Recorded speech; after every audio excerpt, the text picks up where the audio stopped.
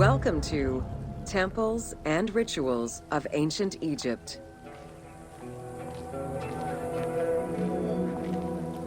During rituals and festivals, the god was carried on a solar barge between the areas of a temple or the temples of different cities. Funerary carvings and paintings covering thousands of years, as well as the Book of the Dead, depict the same ship and oar design. Solar barges have been uncovered near or within several pharaohs' tombs. They were intended to carry the pharaoh into the afterlife.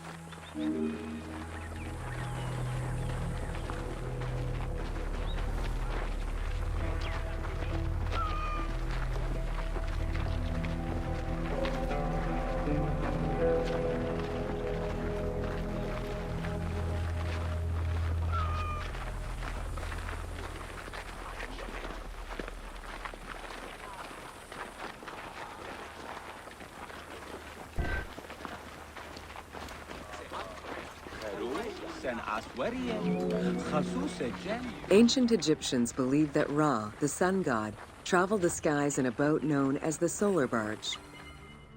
The solar barge was believed to cross over to mythological lands.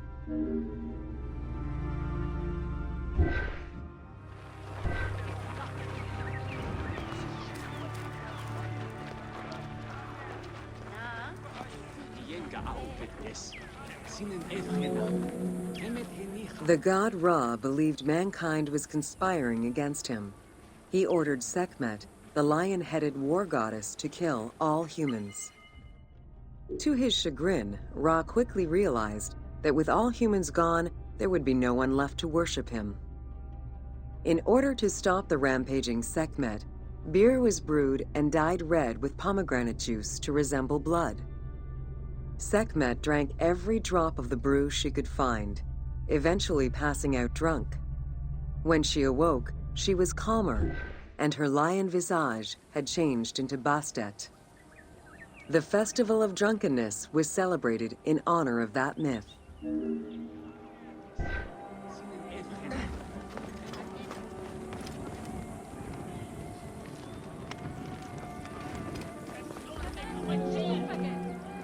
Unlike the daily rituals that took place in the temple and were performed by priests, festivals allowed the entire population of the city to participate. Festivals helped mark the passing of the seasons in the agricultural calendar. In reflecting the cycles of life, festivals offered a sense of consistency and structure for the regular citizens, thus reinforcing the sense of order that pharaohs were to provide for the citizens of Egypt as part of their godly duties.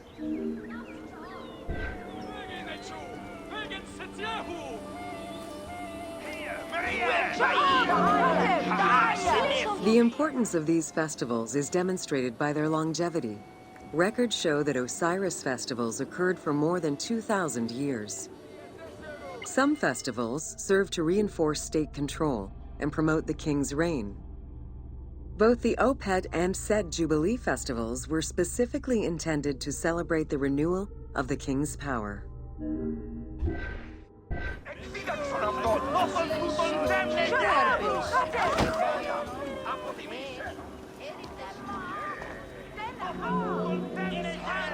The temple hierarchy consisted of high priests, several types of priests, scribes, and servants. The high priest was known as the prophet. Some divinities had up to 4 prophets, and they were the ones to perform the most advanced and complex rituals.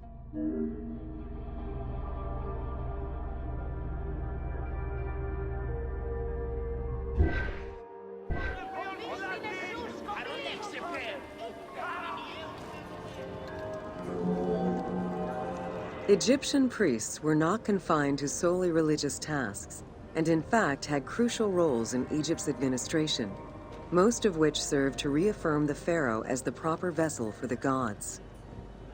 Their focus within the temple was centered on the proper conduct of daily divine rituals, rather than as custodians of dogma or the indoctrination of individuals.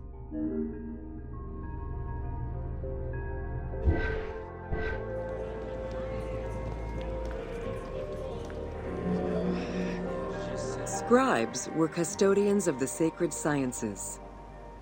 Some priests were associated with the funeral rites and were considered the group with medical knowledge.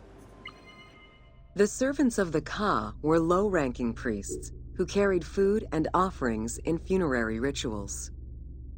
Lector priests were distinguished by their ability to read, and their main duty was to recite specialized religious texts in both temple and funerary rituals.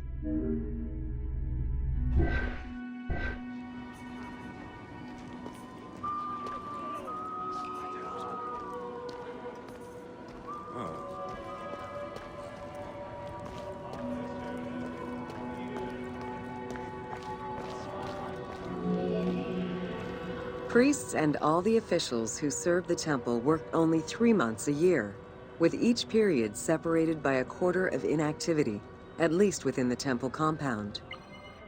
Each outgoing group handed over the temple and their tools to the newcomers. Only the high priesthood remained in permanent office within the temple.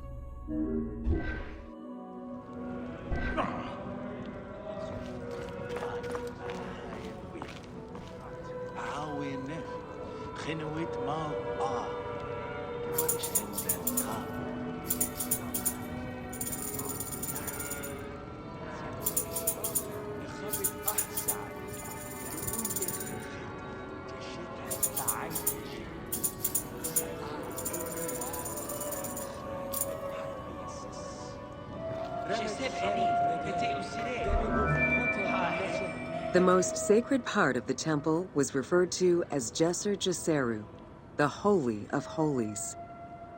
The most sacred inner sanctuary was where the shrine to the temple deity was located. Only priests were allowed within. Offerings were given and rituals unseen by even the pharaoh were performed. While the team chose to allow any character access to this space in some game temples, normally it was reserved for priests alone.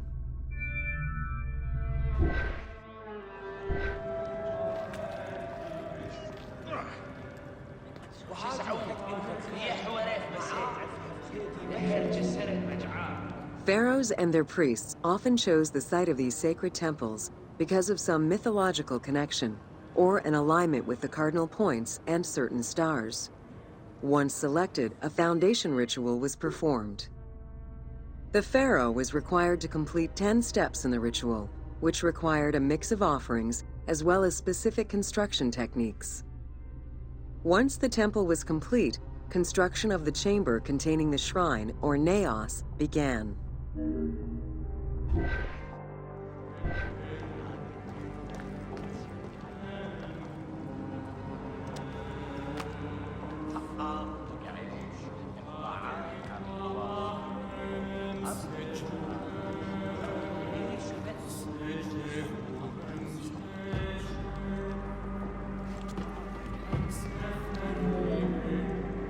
The naos was where the god statue stood.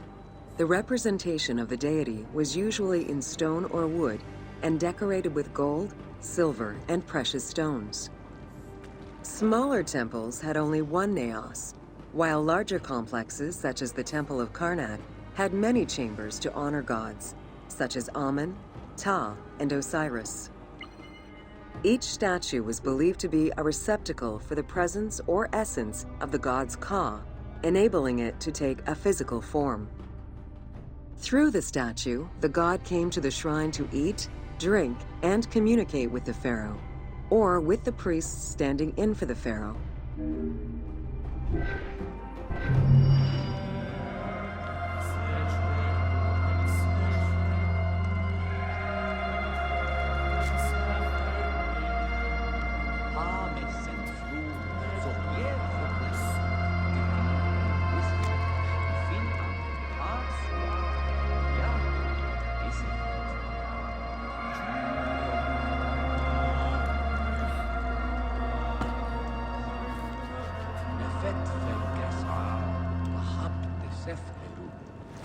يا بنت